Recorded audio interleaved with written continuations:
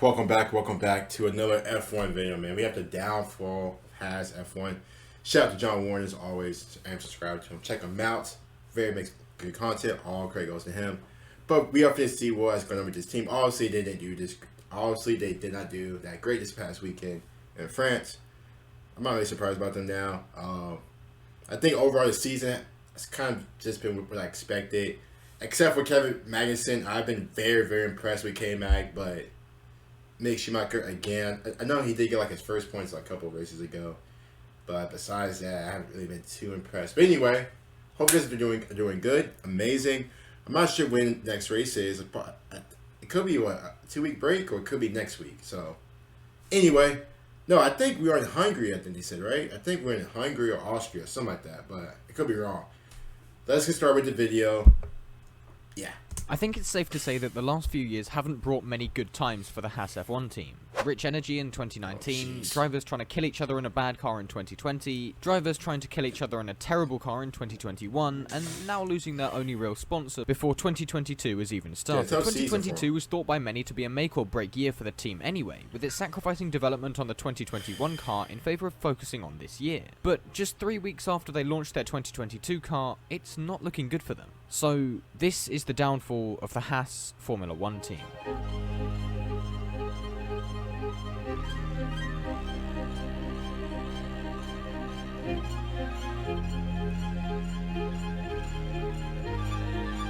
Our story has its beginnings in 2019, when Haas announced that Rich Energy would be the title sponsor of the team for the season.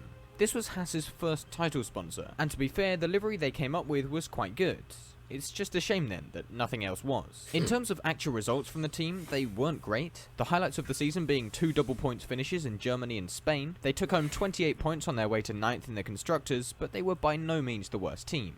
That award was reserved for Williams. The real controversy, and arguably the reason that Haas are in the pickle they are in at the moment, is to do with this guy. You probably know him as Bad Santa, but his real name is William John Story. After agreeing a deal Don't even get me started on, bro. Don't even get me started. Worth either £35 million or $60 million, depending on who you ask, Haas had a radical change to their approach to Formula 1. While the team previously existed solely as a way to promote Gene Haas's company Haas Automation, 2019 marked a year when Haas, like most other teams, was running to generate profit.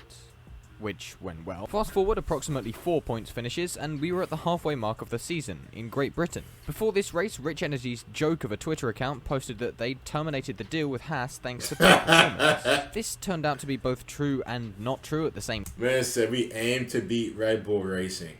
That's where I stop you there. You ain't touching him. And being behind Williams Racing in Austria, he's tagging him as well. The politics and PC attitude of an F1 is also inhibiting our business. Alright. No wonder you guys suck. Freaking Rich Energy. Time, as Rich Energy dismissed the tweets of the actions of a rogue Williams Story. We know about y'all. Rich Energy then tried to get rid of Story, which they apparently couldn't do. So instead, Story left.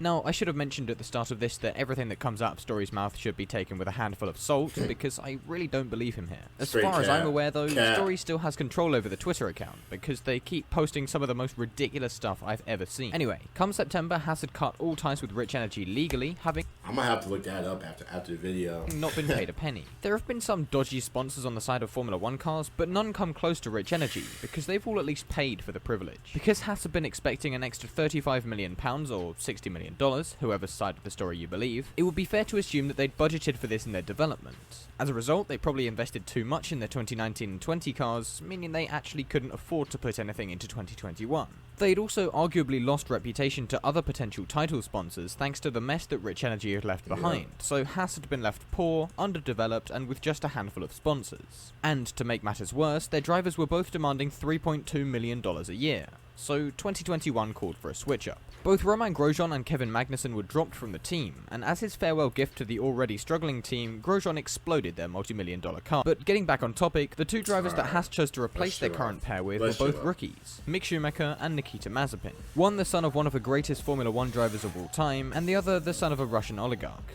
This oligarch in question was Dmitry Mazepin, who owned the Uralkali company, who became the title sponsor of Haas in 2021. Given Haas's 2 rookie drivers and no money, their 2021 season was predictably terrible. They started it off with 2 spins on the first lap of the Bahrain Grand Prix, one of which brought about Mazepin's retirement within just 30 seconds of the race. The season had its ups and downs, with a best finish coming in the Azerbaijan Grand Prix where they came home 13th and 14th.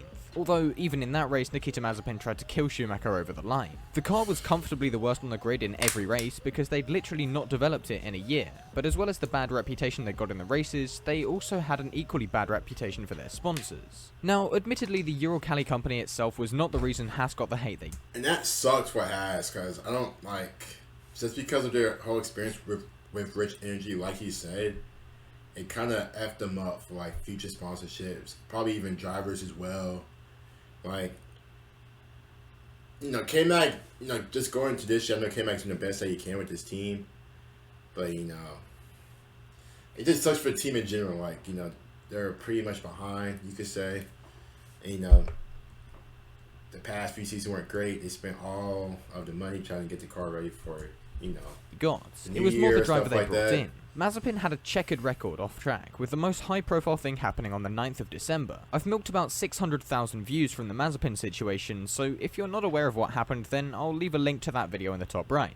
But long story short, Mazepin isn't a great F1 driver, and he also isn't a great human being. He may have improved slightly, but he's still disliked by a lot of the F1 fans on Twitter, and you could argue that it's deserved. But the real issue for Haas isn't that some people on Twitter don't like their driver or sponsor. The real problem is where they both come from. I've tried to keep myself up to date on what's going on between Russia and Ukraine, and I'd encourage you to do the same. But just so that you know roughly what's going on, and so that I can explain this in the best way I can, here's what I understand of it. Don't take too much of this as fact, though, as there's bound to be some stuff I've missed. Russia invaded Ukraine 6 days ago for a number of reasons, including the control of an oil line, and the world almost unanimously agrees that this war is unnecessary and President Putin is acting like a playground bully. If any other countries get involved in the fighting, Putin has threatened severe consequences. So instead, a lot of countries are choosing to sanction Russia.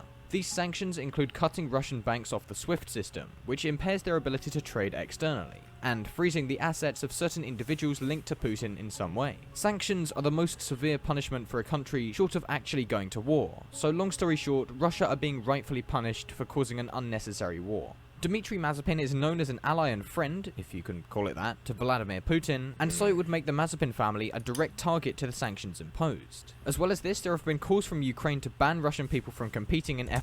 Yeah, we've seen it, not just in F1, but I think we saw it in soccer, in the Europa League or the Champions League. We had Russian teams being kicked out just because of the whole situation. We see in FIFA, there's no Russian teams in FIFA. The whole thing it's just crazy. It's just, I don't really like talking about it. I don't really like talking about war, stuff like that, but the whole situation between Russia and Ukraine, it's sad. FIA very sad for the which, given that other Russian sports people such as footballers have been affected, is a very real possibility. These two factors pose two threats to the Haas team. The first is the very obvious one. Uralkali bring Haas pretty much all the money they need to survive, and without it, even though Gunter Steiner is insisting they'll survive without the Russian money, I don't have high hopes. Which is a shame, really, because Haas are the newest team in F1, and not only would them leaving the sports servers proof that F1 is too difficult to enter nowadays and would potentially put off new entrants, but it would also mean I have one less topic to milk for view. The second problem is that if Russian drivers are banned from all motorsports, Haas are going to need to look for another driver. This may not sound like a big deal, but when you think about it, it's a bit worse than you think. Firstly, a new driver may not pay for their own seat like Mazepin did, and instead demand a salary. Even if it's a relatively small amount in F1 terms, meaning anything up to $1 million a year, it's still going to be a lot for the team without sponsors to cough up. The second is that there really aren't many options right now as to who Mazepin could be replaced with. My first thought would be that Ferrari would want to put a member of their driver academy in the second Obviously, we all know K-Mag replace Mazepin seat and turn Haas into an AlphaTauri type team. But then, having thought about it a bit more, I realised there's only one driver who's even close to Formula 1 at the moment in the academy, and that's Robert Schwartzman. who is Russian. People have also brought up Antonio Giovinazzi as an option, and while I see their points given he has previous F1 experience and is one of the Haas test drivers, I don't think this is going to happen because 1. Gio's had his shot at F1 and didn't do all that well, and B. Gio's in Formula E, and taking him out of the Dragon seat would just be moving the problem to one side. The final option, and in my opinion one of the most likely ones, is that Pietro Fittipaldi will get the seat. After all, he is the team's reserve driver and has raced for them before following Romain Grosjean's crash. Obviously, having been with the team for a while now, Fittipaldi will be familiar with the car and the general atmosphere in the team. But as well as these drivers, there's one more. A wildcard, shall we say. He's driven a Formula 1 car before and has scored points in Formula 2 as well. Of course, I'm talking about Mojave Ragusa. Oh, hell no! Heck no. The situation for jokes, and especially not overused ones. Heck Sorry, no. the real candidate is Alessio Di Letto. Okay, I'll shut up now. Aside from those 3 drivers, I don't see anyone else who could drive for Haas in 2022, but maybe they don't have to. If only there was another American team, with roots in an American series, who have had Romain Grosjean drive for them, who were looking to enter the Formula 1 Championship. So yeah, the most likely outcome of all of this, in my opinion, is that Haas sells out to Andretti Autosport, who are not short of cash nor sponsors.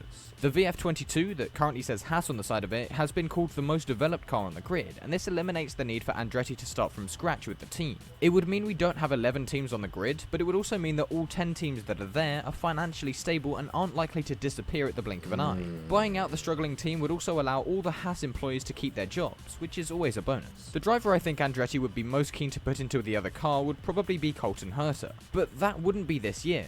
Herta is arguably the favourite for the IndyCar Championship this year, and to sacrifice that chance for the opportunity to drive for what will be at best a midfield F1 team would be a bit silly. For that reason, I think Andretti will keep Fittipaldi in the seat for 2022, before allowing Herta to take the wheel in 2023. So, while I would be losing one of my favourite F1 teams from the grid, I'd be gaining one of my favourite Indy teams. I still hope I'm wrong with this though, because Haas have been through far too much already, and to see them defeated just before their first real shot at having a good season would be quite sad to see. As always, thank you. I honestly didn't know Haas was that short of a team in F1, like 3 or 4 years.